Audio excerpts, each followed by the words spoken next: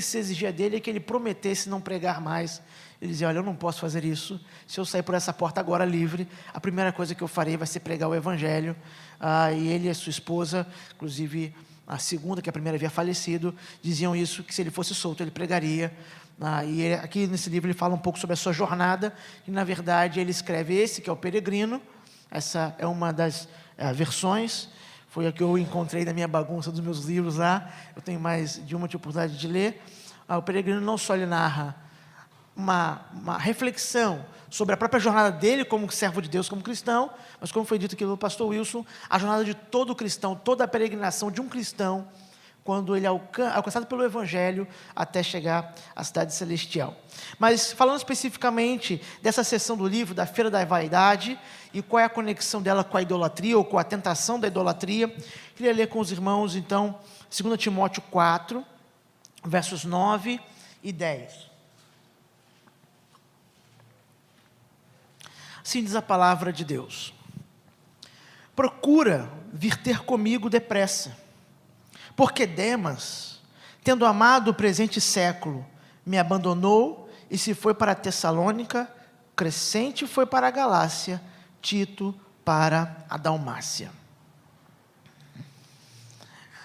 Demas, ele é citado em outras partes do Novo Testamento, especificamente Filemão 1:24 e Colossenses 4:14, de forma positiva. Ele é citado nessas outras passagens como um cooperador de Paulo no Evangelho. Ele recebe uma recomendação até elevada, mesmo que breve, nessas citações anteriores. Ele é mencionado, por exemplo, ao lado de Lucas.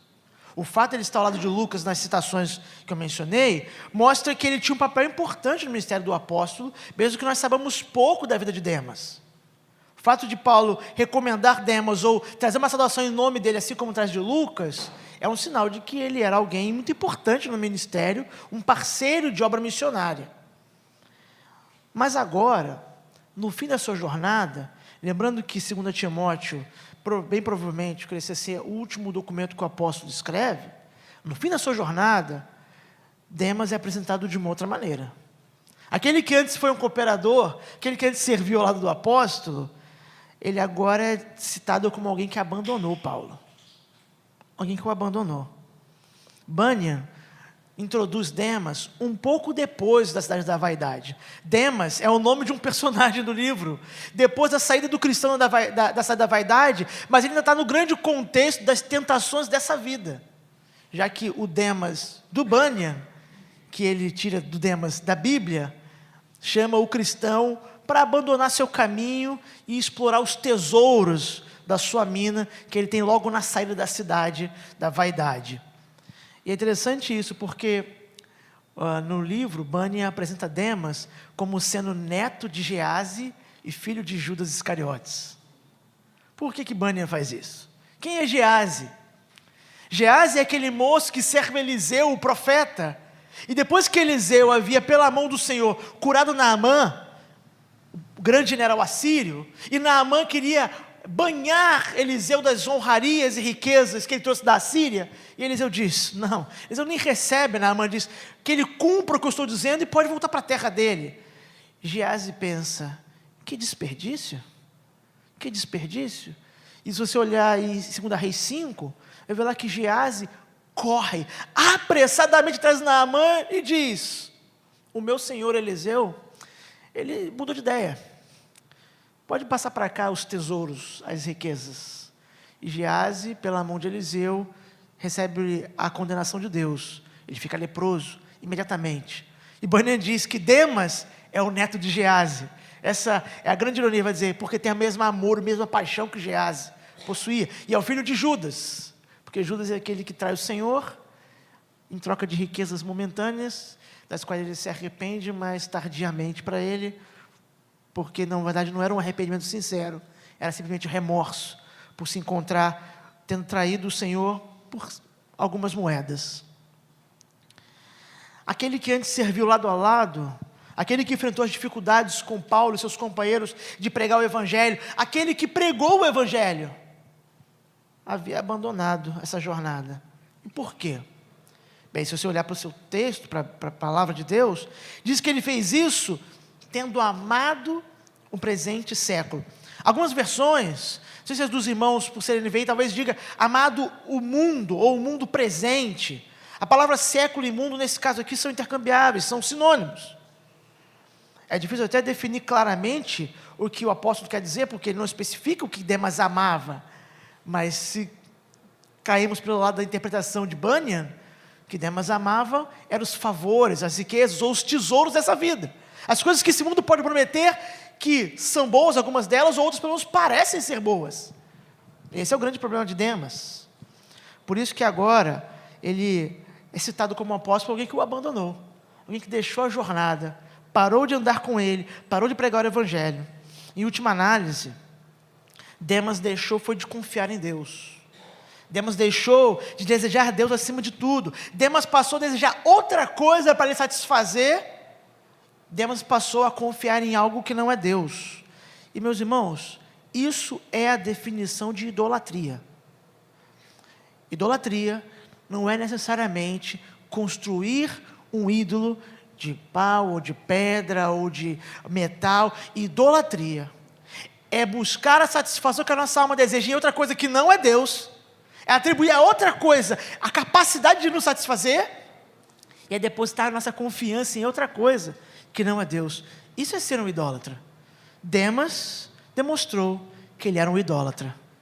Por isso ele abandonou o caminho com Paulo, um dos cristãos, para seguir uma outra direção, amando o presente século. Por que citar esse personagem, apresentar esse tema, ao entrar na questão da cidade da vaidade e da feira? Vamos observar, eu vou fazer algumas pequenas citações do livro do Bunyan e caminhar, mas eu peço a paciência dos irmãos, porque nessa primeira parte, a minha fala mais ou menos dividida em duas, nós temos que trabalhar alguns conceitos que podem ser um pouco cansativos, é verdade, para depois na parte final trabalhar mais as aplicações ou consequências, e aí vai ser mais prático, creio que será mais agradável. Mas eu peço a paciência dos irmãos, que eu não vou falar de mim em nenhum momento, mas apenas daquilo que eu sei e creio que as Escrituras ensinam e que Bunyan muito bem ilustrou na sua história, na sua narrativa. Bunyan apresenta a Feira das Vaidades, a feira dessa cidade chamada Vaidade, de forma muito rica. Ele diz que essa feira era muito antiga. Na verdade, ele chega a dizer que mais de 5.000 anos. Ela é antiga, o que Bunyan quer dizer é que ela sempre esteve presente diante dos homens. Desde que os homens começaram a peregrinar, ela estava lá. E ele vai dizer por quê. Ele vai dizer que Beelzebu, que é Satanás, que é o príncipe da cidade, ele é o grande regente diante de quem todos aqueles que moram na cidade da vaidade se prostram. Ele com seus amigos, seus aliados, seus demônios, ele percebeu que os peregrinos eram obrigados a passar por esse lugar. E já que eles eram obrigados a passar por esse lugar, eles pensaram, faremos então nessa parte do caminho uma grande feira.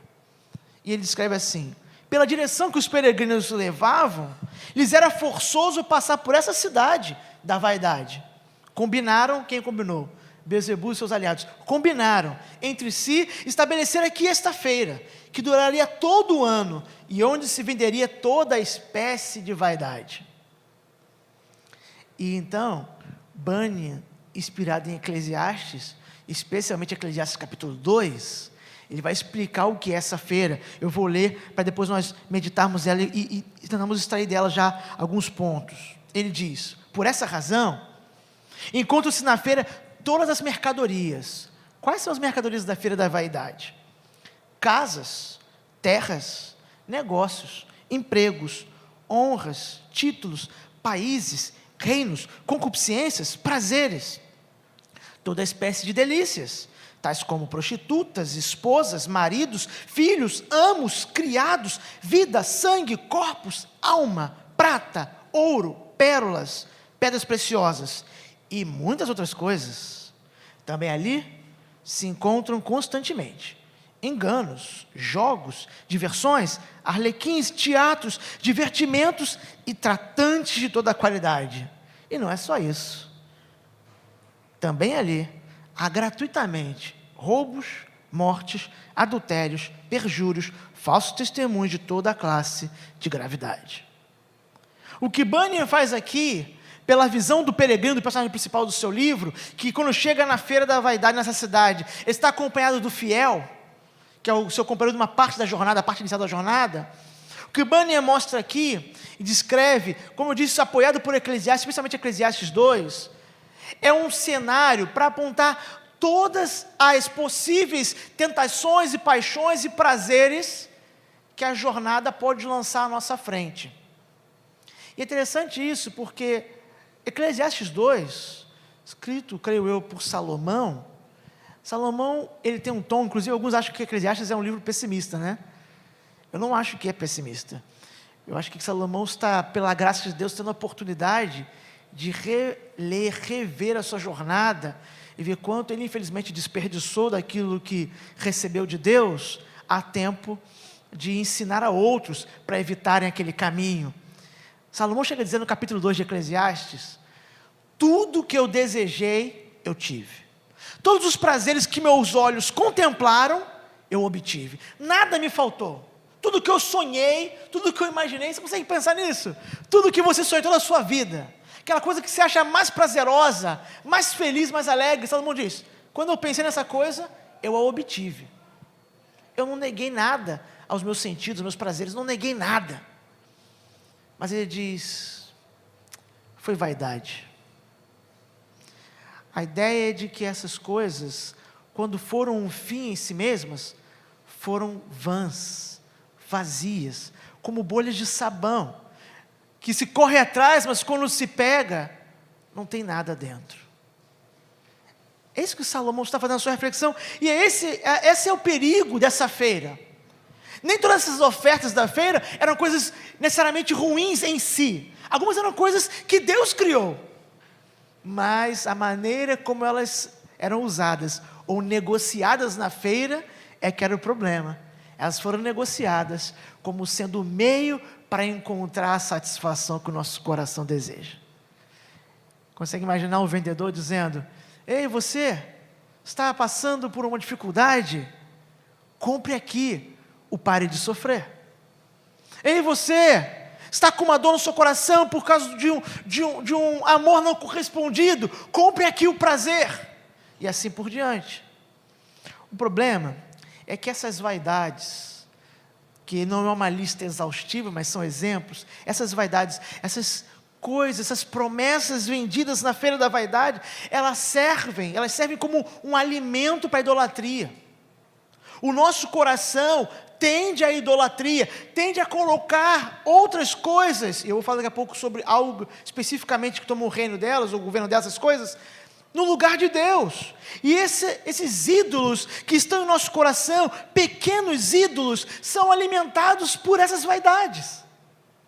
Esses ídolos são manifestações de desejos que nós possuímos, desejos contaminados, porque nós somos pecadores, logo nossos desejos também estão contaminados pelo pecado, e essas promessas, esses aparentes prazeres, alguns deles de fato prazeres, são vendidos para satisfazer esses ídolos, para satisfazer esses desejos.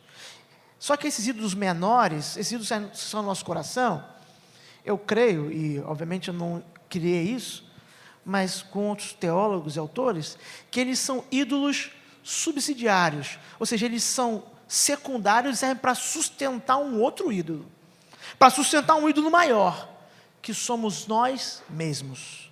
Eu digo isso baseado em Gênesis 3. Se você quiser abrir na sua Bíblia, Gênesis 3, versos 4 e 5.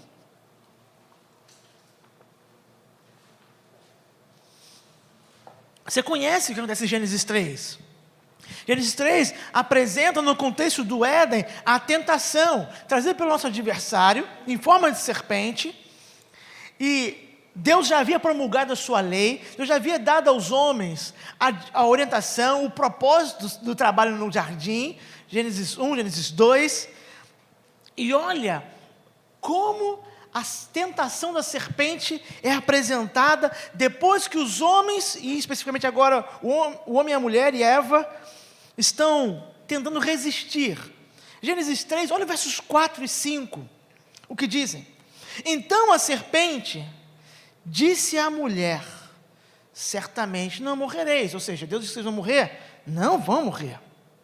Agora olha a promessa: Porque Deus sabe que no dia em que dele comerdes, se abrirão os vossos olhos, e sereis como Deus, sabendo o bem e o mal. Por essa razão, eu creio que o maior ídolo que é no nosso coração, ou o ídolo central, somos nós mesmos. Nós nos colocamos no lugar que é de Deus, porque a tentação da serpente foi essa: sejam como Deus, não incorpóreo, não espírito, sejam como Deus, sendo plenos em si, autônomos, não dependendo nem precisando de nada, muito menos de obediência à legislação, muito menos depender dele para o conhecimento. Não, vocês conhecerão a parte dele, longe dele, algo que lhes dará a independência que vocês não sabem, mas é isso que vocês sonham ter. Satanás foi o primeiro vendedor de vaidade, ele foi o primeiro feirante. Ele diz: comprem independência, comprem autonomia. Como? Pagando com desobediência. Venham, comprem, vocês vão ser como Deus, eu tenho algo para vender para vocês. Meus irmãos, a fé, ela está presente em todos os seres humanos, e a queda humana não a destruiu. A queda humana mudou a direção da fé. A queda humana mudou. Na queda o homem não deixou de crer, de confiar e de ter um Deus a quem adorar. Não. Na queda houve uma mudança radical de direção, de Deus aos ídolos, em especial o ídolo que é no nosso coração. O reverendo Davi Charles Gomes criou uma frase, uma expressão, melhor dizendo. Não é só um gigante como ele podia criar uma palavra, né? A palavra teorreferência. Teo de Deus, referência é para onde aponta, a direção. E o que ele está, a partir do trabalho do Vantil e de outros teólogos, dizendo é: nós fomos criados com a nossa confiança, a fé, a confiança última do nosso coração, apontando para Deus. E quando Deus fez isso, Deus viu que era muito bom. Na queda, nós fomos prometidos de que se nós apontássemos essa seta para um outro lugar, para nós mesmos, esse caminho era melhor. A serpente disse isso, e nós acreditamos.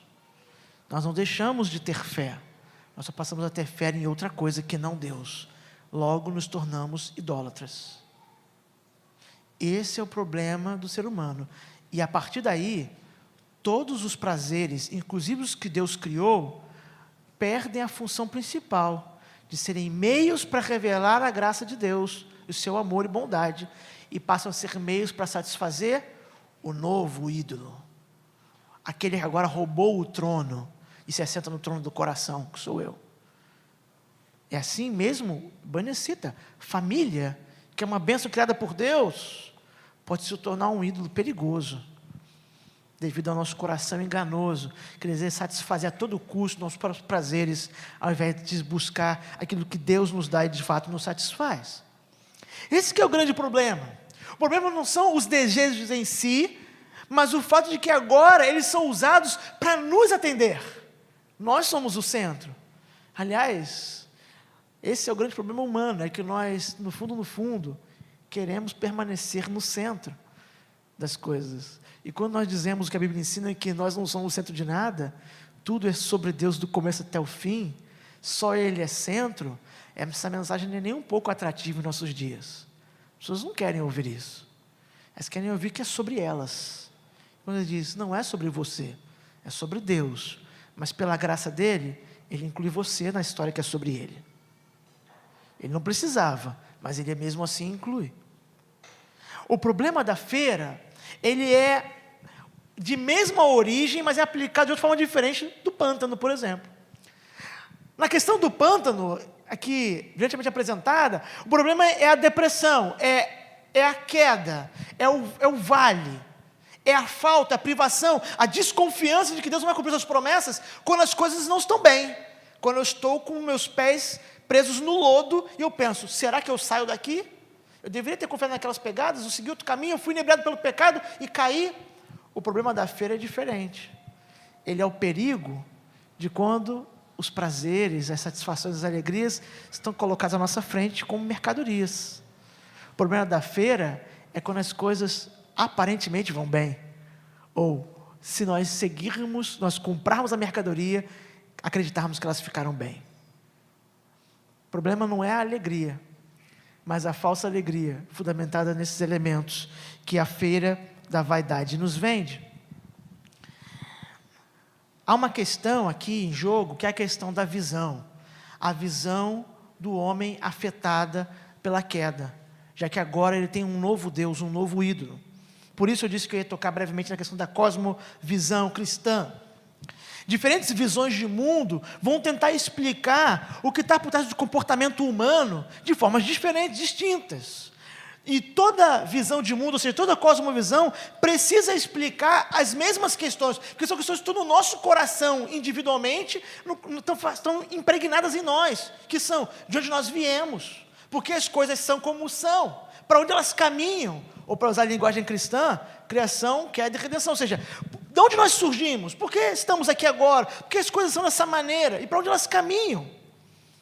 Todo mundo tem uma visão da realidade, todo mundo tem uma descrição que é não racional, é antes da racionalidade. Todo mundo tem uma descrição no coração sobre como o mundo deve funcionar, um modelo para o universo, um modelo para as coisas. E essas coisas, essa visão, ela está fundamentada em confianças, em crenças, em amores, para tentar dar sentido à vida. Um autor chamado Ronald Nash, eu gosto muito da definição dele, é simples, mas eu queria a sua atenção.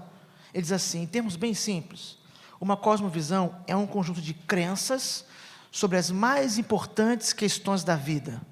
É um esquema conceitual pelo qual nós conscientemente ou inconscientemente dispomos e amoldamos todas as coisas que nós cremos e pela qual nós interpretamos e julgamos a realidade. Quando nós olhamos para a nossa volta, nós julgamos de acordo com a lente que temos. E o cristão usa a lente da visão, ou seja, da cosmovisão cristã, mas o não cristão não. E é interessante porque quando o personagem cristão com C maiúsculo chega na cidade da vaidade, acompanhado de fiel, ele já tinha caminhado uma parte da jornada, ele estava com a sua convicção mais robustecida, mais firme do que em outros momentos do início da jornada, e ele é questionado por que eles não compram nada. Eles não compram nada na feira. E então ele, fiel, responde, nós compraremos uma coisa assim, vocês têm para vender aí verdade? Vocês têm verdade para vender? E esse que é o problema, porque quando eles dizem que eles querem comprar verdade, isso gera um reboliço na feira. As pessoas dizem, que absurdo! Você está louco em comprar verdade? Fala baixo, não fala isso alto, comprar verdade. O que Banner está mostrando, muito antes da nossa geração, é que o que para nós cristãos é algo claro, tranquilo, tácito, há uma verdade absoluta, e é isso que nós precisamos. Se alguém estiver vendendo isso, alguém está precisando entregar, nós queremos. No mundo da nossa volta, na feira, falar de verdade é loucura, não fale isso alto. Isso é perigoso, isso causa reboliço, não fala de verdade, porque não tem esse produto aqui para vender. Nós temos outras coisas para oferecer, mas não isso. E é por essa razão, nós temos que lembrar que a Bíblia ensina que as nossas ações, o que nós fazemos, tem sempre a ver com o nosso compromisso religioso, o lugar da nossa confiança. Meus irmãos, a nossa vida é moldada pelo Deus que adoramos, seja o Deus bíblico, verdadeiro e vivo, único, ou sejam os ídolos, especialmente o eu. O Deus que adoramos moldará a nossa vida. Então, na feira de vaidade, nós temos um embate, um choque.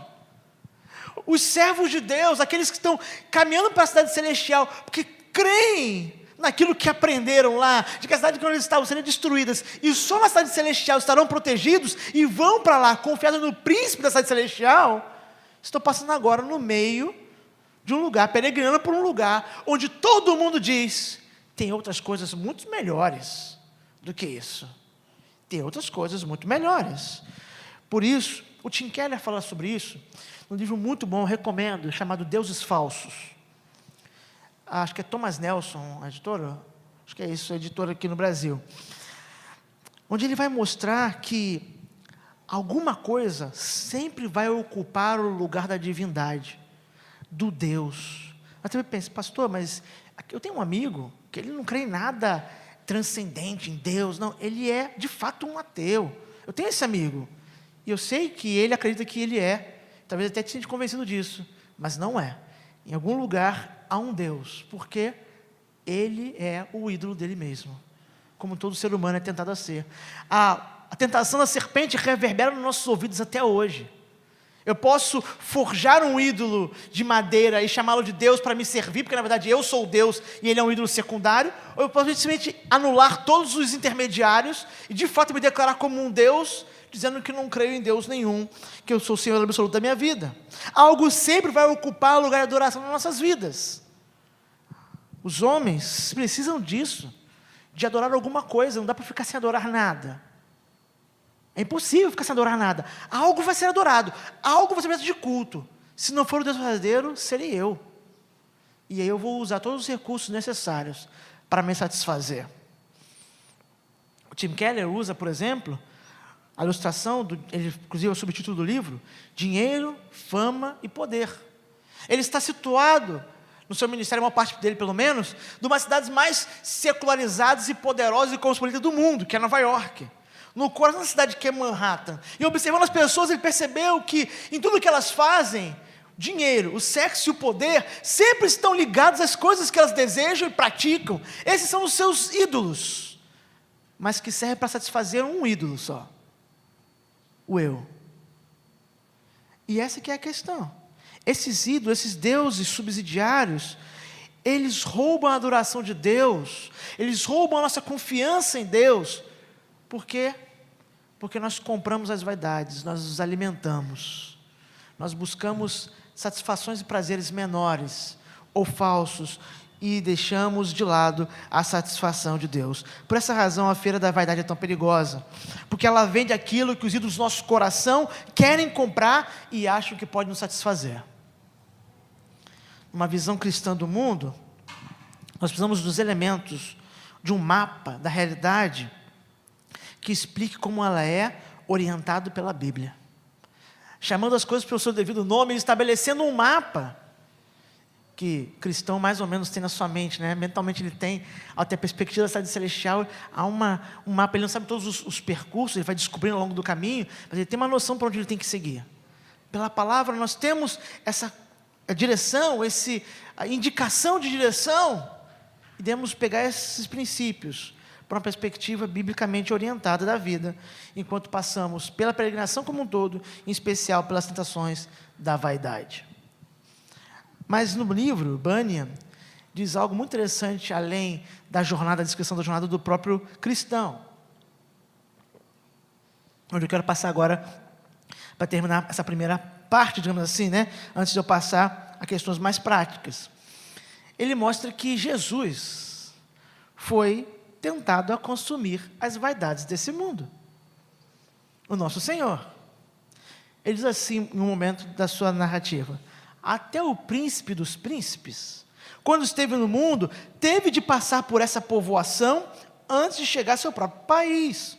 Também esteve na feira que pertencia a Beelzebu, segundo creio, o qual pessoalmente o convidou a comprar suas vaidades. E não só isto, ainda chegou a oferecer-lhe tudo gratuitamente, se o príncipe consentisse em fazer-lhe uma reverência ao passar pela povoação. O Bunyan continua: como era pessoa de alta categoria, ou seja, como o príncipe dos príncipes não é um mero cristão, levou o Beelzebu a outras ruas e mostrou-lhe todos os reinos do mundo em um instante, tentando induzi-lo a comprar alguma de suas vaidades, mas não pôde consegui-lo. E o príncipe saiu da cidade sem haver gasto um ceitil. Aí há no próprio texto, Mateus 4. Vou explicar já. Esta feira é, pois, muito antiga e de muita importância. Era forçoso que os peregrinos passassem por essa cidade, e assim aconteceu. Mas logo que a sua presença foi notada, toda a gente da povoação se alvoroçou por sua causa. Bunyan faz uma referência direta à tentação de Jesus narrada nos evangelhos, em especial Mateus capítulo 4. Ele, na sua linguagem poética e de romancista, como servo de Deus, ele observa que o próprio Senhor, seu próprio Salvador, passou numa jornada de peregrinação, E ele passou pelas tentações que os homens passam, e em toda a sua vida, é claro, mas de forma muito nítida, registrada na sua tentação do deserto. E Bunyan percebe o grande contraste que há entre o príncipe dos príncipes e os homens que passam por essa feira. Ele diz que Satanás, o próprio Beelzebu, desejou que o príncipe dos príncipes, que é Jesus Cristo, submetesse a seus parâmetros, que ele abandonasse a confiança no seu Pai, que, acima de tudo, ele esquecesse esse plano que ele tinha de chegar ao seu país de origem, que passava, obviamente, pela sua morte. O que Satanás havia tentado vender ao nosso Senhor era uma promessa de uma conquista sem luta ou sem sacrifício. Nós conhecemos a crescente da tentação de Jesus no deserto, as que estão registradas, e a última delas é justamente essa promessa: eu te darei tudo isso, te darei os reinos, os governos, se prostrado me adorares.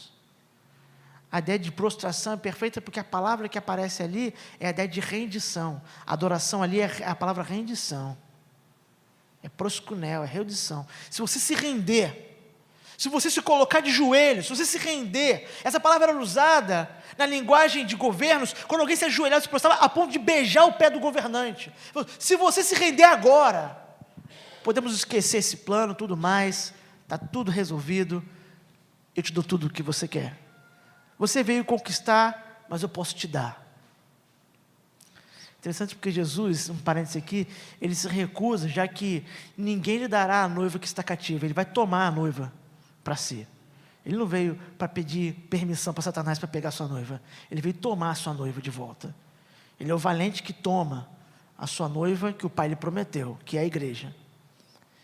Mas a tentação de Satanás é essa: um reino sem necessidade de cruz, glória sem necessidade de morrer, alegria, satisfação, glória sem sofrimento, sem dor, só prazeres, por um custo muito pequeno aparentemente. Qual é o preço que ele cobrou na barraca?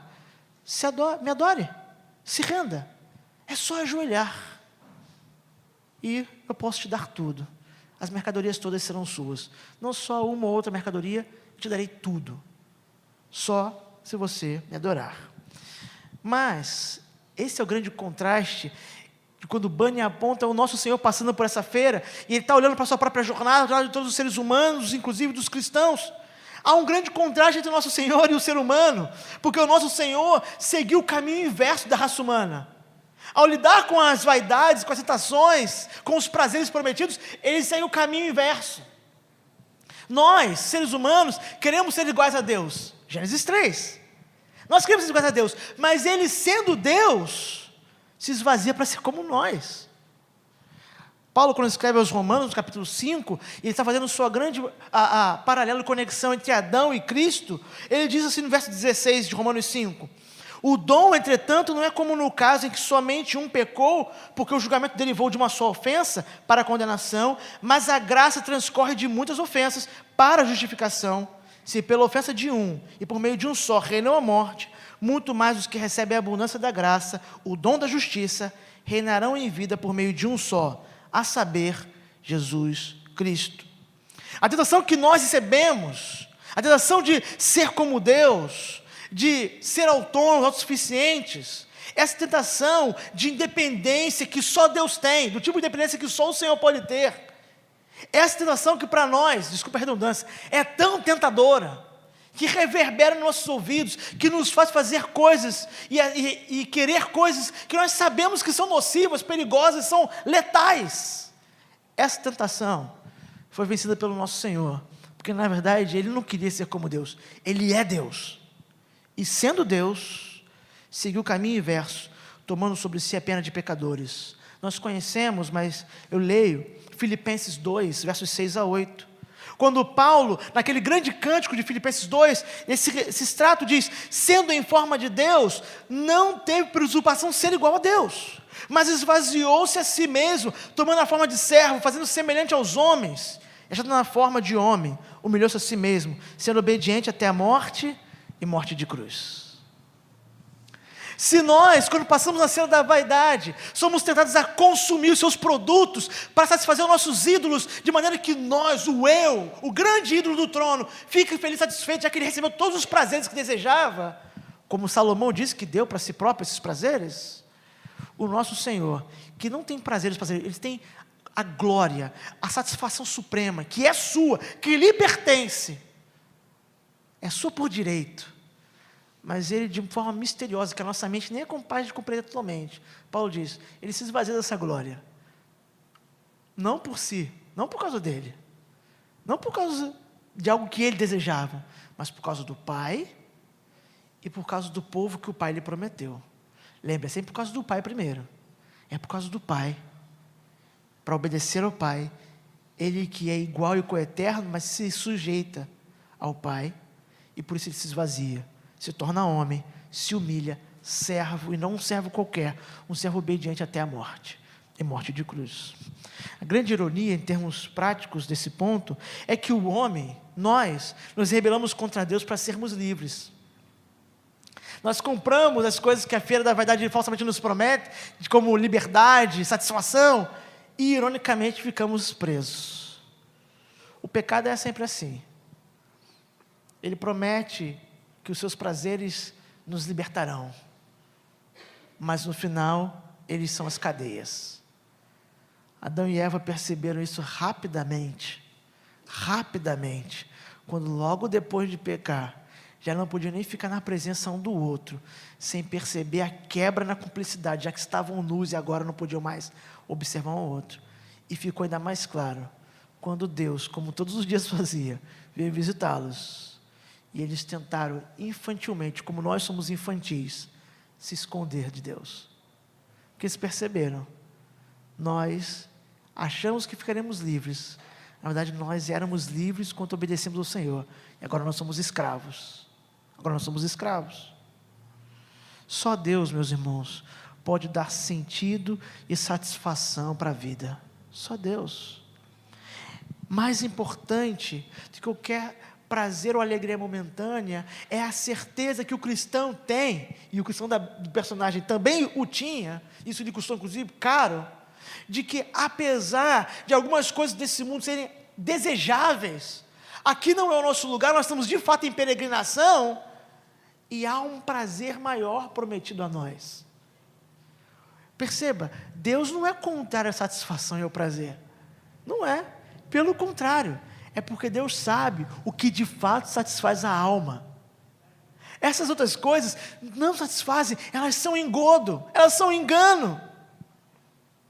C.S. Lewis, um gigante de um tempo mais próximo do que Bunyan, no seu livro Peso de Glória, essa é uma ilustração, uma ideia que ele trabalha em vários dos seus livros, mas no Peso de Glória, ele tratando e explicando qual é o problema humano, ele vai dizer, o problema do ser humano não é desejar. O problema do ser humano é que os seus desejos, o seu contentamento, sua alegria está em poucas coisas, ele satisfaz com pouco que logo passa. E ele ilustra isso com uma história que talvez você tenha conhecido.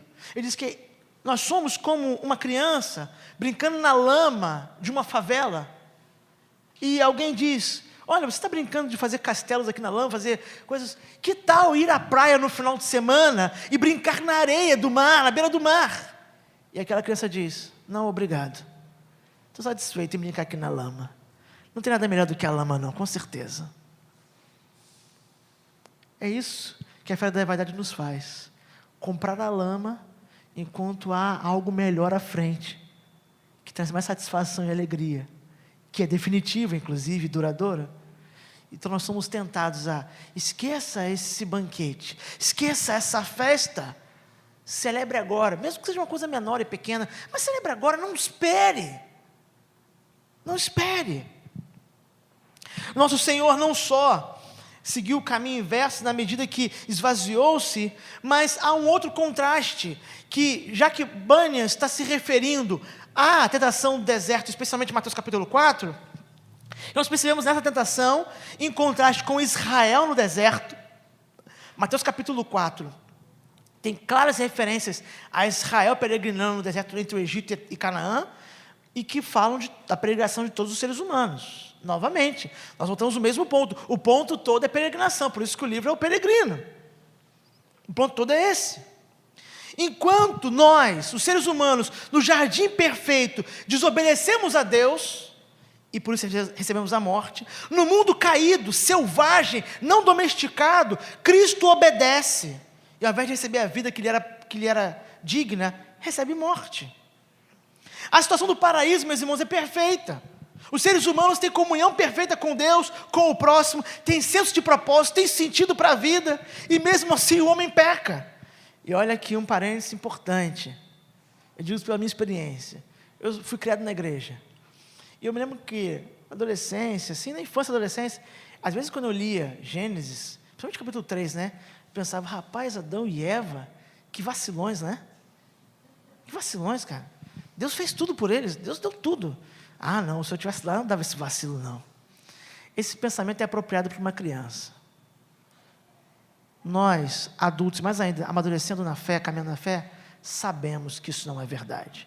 Se nós lá estivéssemos, teríamos feito exatamente a mesma coisa, porque fizemos. Eles eram os cabeças da raça, nossos representantes. E se nós, por coisas muito menores, traímos o Senhor, temos que lembrar que eles, perfeitos e perfeita comunhão com o Senhor, no lugar perfeito o fizeram, nós o faríamos também. Então, Adão e Eva, no lugar perfeito, o jardim que eles não plantaram, foi Deus que plantou, receberam literalmente de mão beijada. Agora, cultivem e guardem, Gênesis 2,15. Agora vocês cresçam e se multipliquem, Gênesis 1, 26 a 31. Vocês dominem, cuidem, zelem, só me obedeçam em não comer essa árvore. E lembra quando o pastor Wilson falou que agora, o não coma da árvore não era um castigo, era um alerta. Não coma da árvore, vocês vão morrer se fizer. A árvore do bem e do mal vai gerar a morte. Estejam longe dela. Só que eles estavam nesse lugar todo, perfeito. Como diz Gênesis 2, e capítulo 3 especificamente, e desobedeceram a Deus. Já Cristo, o Senhor, o príncipe dos príncipes, na feira das vaidades, nesse mundo, ele tem obediência perfeita, mas é no mundo caído. Interessante porque a descrição, por exemplo, dos evangelistas, especialmente Mateus, é de que ir para o deserto, é obviamente uma referência também a Israel no deserto. O primeiro filho foi ao deserto, primeiro em ordem cronológica da história, né? Foi para o deserto e falhou, e o segundo filho, que é o filho com F maiúsculo, vai para o deserto e obedece, e submete ao Senhor, seu pai. O primeiro filho reclama do pão, reclama da carne, reclama da água, reclama de tudo. O segundo filho, que é o filho verdadeiro, ele tem falta de pão, falta de carne, mas ele não reclama, ele submete. Mas há uma referência ligada ao Éden, porque no Éden, nossos primeiros pais, nossos representantes, estavam num ambiente onde tudo estava domesticado, cuidado. É somente depois da queda que a terra produz espinhos, que a terra torna difícil. No Éden, no jardim antes da queda, é tudo mais fácil. E mesmo assim nós desobedecemos a Deus. E no caminho inverso, o nosso Senhor está no deserto, um símbolo de um ambiente hostil, não domesticado, terrível. É um ambiente pesado, não agradável. Mas é nesse mundo, e o deserto é o símbolo do mundo caído, né? É nesse mundo não domesticado, terrível, perverso, vil, é nesse mundo que o Senhor obedece. É nesse mundo que o Filho de Deus obedece. Jesus é o Filho que submete e obedece ao Pai, mesmo nas situações mais adversas, como ilustrou o deserto da feira da vaidade, como ilustra também o Getsêmani. Só para citar isso e depois passar a conclusão e aplicação. Mateus 26, por exemplo, verso 39, é um pedaço do relato do Getsêmani, onde diz que, indo um pouco mais adiante, prostrou-se com o rosto em terra e orou: meu Pai, se for possível, afasta de mim esse cálice, contudo não seja como eu quero, mas sim como tu queres. A oração de Jesus é o inverso da oração humana. A oração dos seres humanos é: seja como eu quero. Eu quero ser como Deus, eu quero ser autônomo, independente. E Jesus, que é Deus, diz: Pai, não seja como eu quero, seja como tu queres. João capítulo 18, João traz uma uma luz diferente, num detalhe específico do relato do Getsêmani, do aprisionamento, ele diz que Pedro desembanha sua espada para defender o Senhor. E o verso 11 de João 18 diz assim: Jesus, porém, ordenou a Pedro: guarda a espada. Acaso não haverei de beber o cálice que o Pai me deu? Está dizendo, esse cálice não é Pilatos, não é Herodes, não é Anás e Caifás, não é Judas que traz esse cálice para mim, é o meu Pai. E eu, apesar das tentações para não bebê-lo, eu o beberei. Apesar das promessas de um reino sem cruz de Satanás, do próprio Beelzebul, príncipe das vaidades, dizer que é possível um reino sem cruz, um governo sem submissão ao Pai, por saber que isso é falso, por saber que isso é promessa vã, vazia, é literalmente vaidade. Cristo bebe o cálice da ira, ele se submete, ele não busca o atalho, a satisfação passageira, não, ele se submete por algo que é maior. O autor de Hebreus, ele tem um propósito definido, muito claro. O autor de Hebreus quer mostrar toda a glória e majestade do Filho de Deus. Ele já começa desde o capítulo 1 dizendo isso. Quem é Jesus Cristo? E vai mostrar que Cristo é superior aos anjos, à ordem levítica, aos sacrifícios. Cristo é superior porque Ele é o templo perfeito, é o cordeiro perfeito, o sacerdote perfeito, e Ele exalta Cristo o tempo inteiro. E então, ele chega em Hebreus capítulo 11, que nós chamamos tradicionalmente de galeria de quê? Os heróis da fé. Mas eu creio, meus irmãos, que Hebreus capítulo 11 não é a galeria dos heróis da fé só, no capítulo 11, porque no capítulo 12, ele vai dar a conclusão dessa parte. Existem essas demonstrações da fé, mas tem o herói supremo que é Cristo, ele retoma. Hebreus 12, Cristo é um herói da fé, da confiança no seu Pai. Por quê? Ele diz que tudo que Cristo suportou com a perspectiva de uma glória, de uma alegria que estava prometida. Ele exemplificou isso em todos aqueles homens e mulheres do passado, da história de Israel, da história do povo de Deus, gente que não viu e creu. Ele diz, e o nosso Senhor suportou o maior sofrimento, muito maior de todos esses, que já mencionei dos outros homens, porque ele tinha promessas muito mais tentadoras do que todos esses homens tiveram, mas ele, como ele confiou, ele sabia que podia confiar numa glória, numa alegria também muito superior, ele suportou tudo isso. Esse é o grande contraste entre Cristo, nosso príncipe, o Senhor dos senhores, passando pela feira das vaidades, e nós, sendo tentados por ela. Bem, para concluir, qual foi o resultado? Cristão e fiel não compram nada, só compram se for verdade. Quando eles dizem isso, como eu mencionei, isso gera todo o problema, trazem testemunhas, vamos julgá-los então, porque que absurdo. Inclusive, Bunyan diz que algumas pessoas se comovem e ficam do lado deles, e essas pessoas inclusive são chicoteadas por isso. Mas o que acontece com o cristão e com o fiel? Bem, primeiro eles são considerados loucos, eles são chamados de loucos.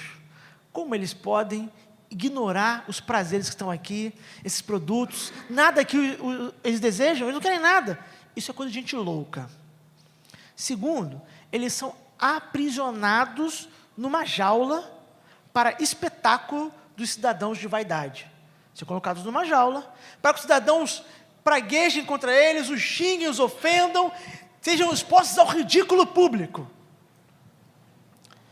Bunyan está relatando aqui o que acontece com todo o cristão ao buscar permanecer fiel na jornada, na peregrinação, fugindo das vaidades, não comprando e consumindo-as, porque confia que há algo maior lhe prometido.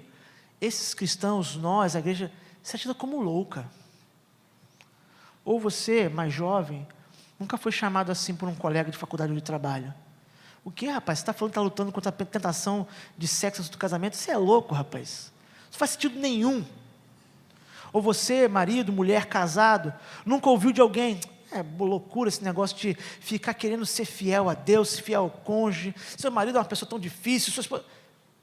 Taxados como loucos. Vocês são loucos.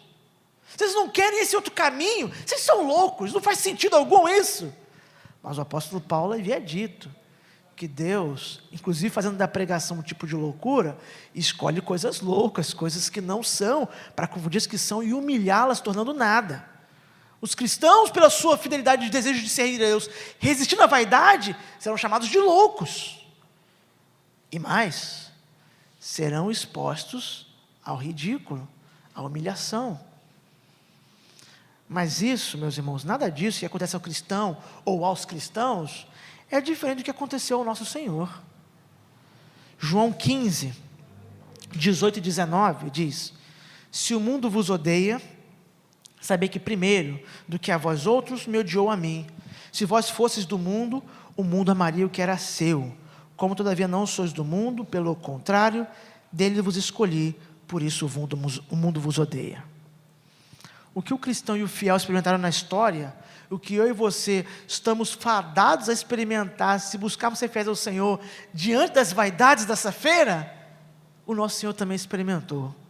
Ele foi tido como louco, ele foi tido como possesso por Beelzebu, ele foi exposto à humilhação na cruz, humilhação pública, espancamento público, humilhação pública, por ser fiel ao seu Pai, e por ser fiel ao seu Pai, e aceitar tudo isso, foi que Ele nos salvou. E Ele diz: vocês são como eu. Ele se identificou conosco, foi Ele que escolheu assim fazer. E agora diz: por isso vocês são como eu. Eles me odiaram, odiaram vocês. É verdade que Ele, graças a Deus, também diz, eles também, refere-se a alguns, me ouviram a minha palavra, e ouvirão vocês. E na feira, alguns ouvem, alguns veem o testemunho de cristão e fiel, e estão contra a cidade, contra aquelas loucuras todas. Então, eu te convoco a fazer um realinhamento na sua escala de valores. Diante disso, dessa descrição das tentações e vaidades que nos são prometidas e vendidas a todo tempo, querendo desviar do caminho, prometendo satisfação antes da satisfação verdadeira, antes da glória prometida, diante das tentações de nós cedermos a coisas que dizem que elas podem dar à nossa vida sentido, e que esperar por Deus dar sentido ou confiar nele é fútil ou loucura, realinhe a sua escala de valores. Há uma narrativa em Lucas capítulo 10, se você quiser abrir lá, eu vou só ler 2 versos, mas se você quiser abrir para depois marcar e ler com calma. 2 irmãs, Maria e Marta, que são irmãs de Lázaro, Betânia. Essa família recebe o Senhor Jesus, e você conhece essa história razoavelmente. Se você tiver algum tempo de igreja, provavelmente já ouviu, inclusive os versos finais. Não que eu vou mudar a percepção do que você conhece desses versos, mas eu queria a sua atenção para um detalhe desses versos. O verso 41 de Lucas 10 diz assim, e o 42. Respondeu-lhe o Senhor: Marta, Marta, andas inquieta e te preocupas com muitas coisas. Entretanto, pouco é necessário, ou mesmo uma só coisa. Maria, pois, escolheu a boa parte, e essa não lhe será tirada. O contexto é que nessa recepção de Jesus, que sempre vem com uma multidão, né? Quando não tem uma multidão muito grande, tem pelo menos 12, né? Já é suficiente para encher uma casa.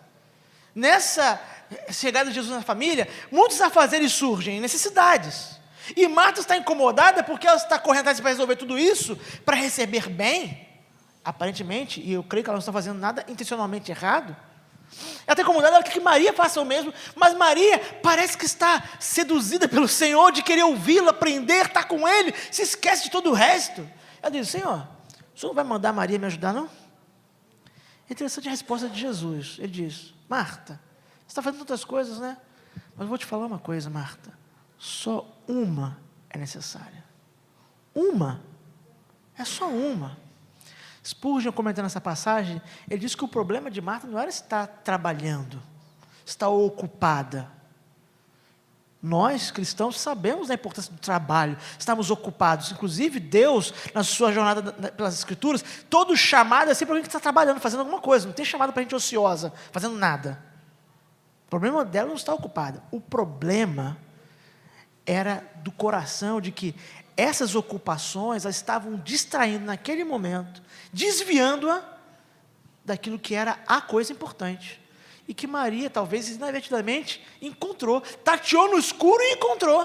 E Marta estava tão distraída, tão absorvida pelas coisas, que eram até coisas boas, mas nesse momento eram vaidade, eram coisas que eram passageiras. Jesus diz: Marta, calma, uma coisa é necessária, uma. O próprio Jesus, em Mateus capítulo 13, diz assim: o reino dos céus é semelhante a um tesouro oculto no campo, o qual certo homem, tendo-o achado, escondeu, e transbordante de alegria, vai, vende tudo o que tem e compra aquele campo. Você consegue imaginar essa ilustração, essa parábola de Jesus, se fosse na vida real? Um amigo seu chegando dizendo assim: rapaz, eu encontrei um negócio tão bom, que eu vou vender tudo o que eu tenho, só para comprar isso.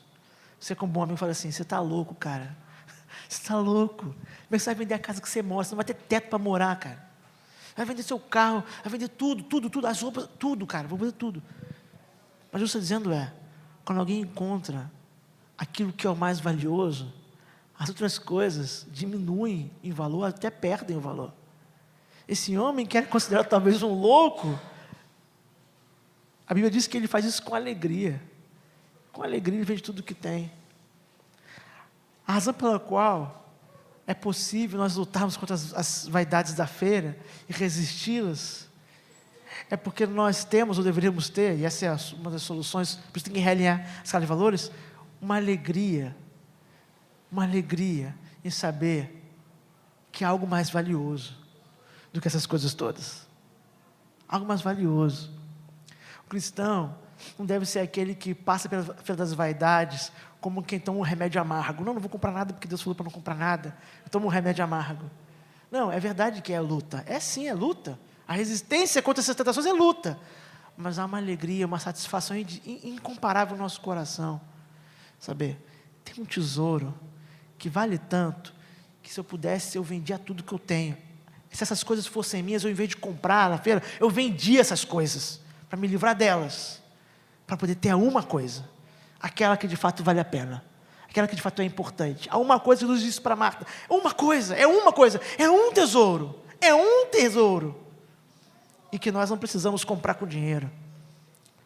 Nós não precisamos comprar com dinheiro porque ele foi comprado e foi graciosamente oferecido mediante a fé em Jesus Cristo.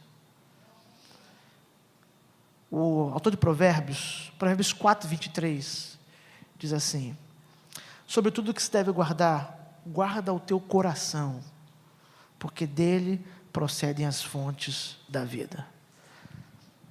Cuidado, para que não caiamos nas falsas promessas. A feira de vaidade, ou das vaidades, ela está à nossa volta o tempo inteiro. Ela tem anúncios atrativos, melhores do que os melhores marqueteiros são capazes de produzir, porque são anúncios que visam atender os desejos mais íntimos da nossa natureza caída. Anúncios de alguém que conhece como o pecado é atraente para a nossa velha natureza, que é capaz de dizer: vem, está tão barato, aqui, compra aqui, só precisa disso aqui, olha, se você conseguir isso, você vai ser feliz, você vai satisfazer, vai encontrar sua alegria. Mas nós já encontramos a alegria. É uma alegria que é uma promessa, mas que já começa a aquecer o nosso coração. O cristão sabe que a cidade celestial é real. Ela não é uma invenção humana, ela é real. E que lá há, não esses pequenos prazeres, lá há o prazer definitivo, duradouro, que já começamos a experimentar, mas que preencherá nosso coração plenamente lá. Por isso, ele tem uma alegria, uma tranquilidade de dizer: eu não quero comprar nada, eu só quero a verdade, porque é por ela que eu caminho até a cidade celestial, foi por ela que eu fui conquistado, foi por ela que eu fui ensinado, eu confio nela. Por isso o cristão busca na verdade, a arma para realinhar os valores do seu coração, para não ser seduzido. Nós temos que lembrar que a feira da vaidade, ela não está só fora da gente, não é só o seu vizinho, seu colega, seu namorado, seu pai, sua mãe, seu filho, não. A feira da vaidade está dentro do nosso coração. Lá dentro tem alguém oferecendo coisas, com a ajuda da nossa velha natureza, dizendo: vem, compra, rapaz, vai resolver seus problemas. Por isso, sobre tudo se deve guarda o teu coração, com a verdade, guarda o teu coração, porque dele procedem as fontes de vida. Vamos orar? Feche seus olhos, vamos falar com o Senhor.